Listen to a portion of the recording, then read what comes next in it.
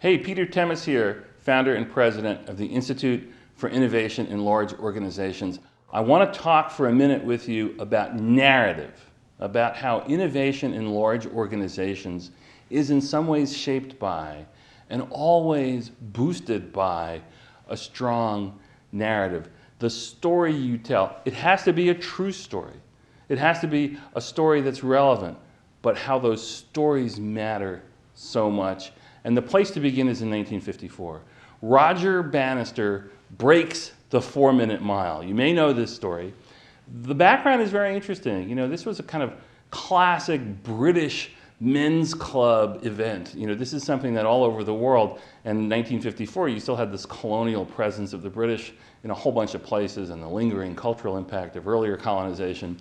If you went for 100 years prior, you go in 1870, you go in 1910, to the British men's clubs in Egypt, let's say, in India, and of course across the continent of Europe, you'd see a lot of men sitting together, you know, drinking their sherry, harumphing, and talking about whether God intended man to run faster than a mile in 4 minutes.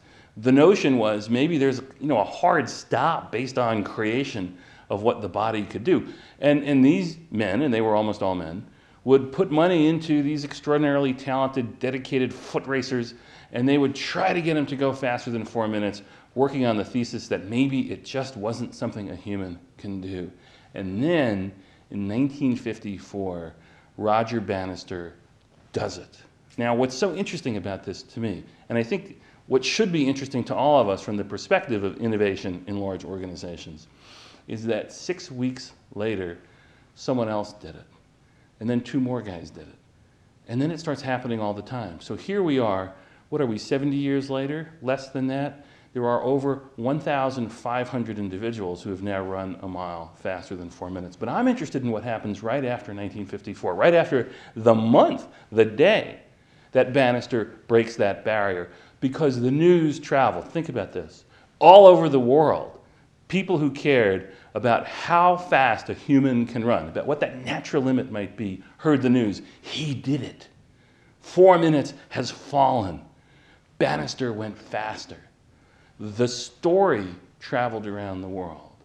And because of the story, people pushed a little harder, and the barrier really fell. And again, here's the point. Human capacity to run fast had not changed. The human body wasn't improved. There wasn't new software, there wasn't new fuel. There was a new story. The story was he did it. Now, it was true. It was credible. It was relevant. Those are the most important characteristics of a story that can create extraordinary value. But from that moment forward, it became something we could do. This is something to aspire to when you think about the story that your organization is part of and needs to tell.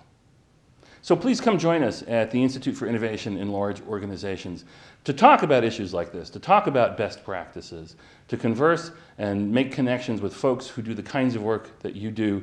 We like to think of our table as a friendly but rigorous place, and we hope you'll want to be part of it. Thank you.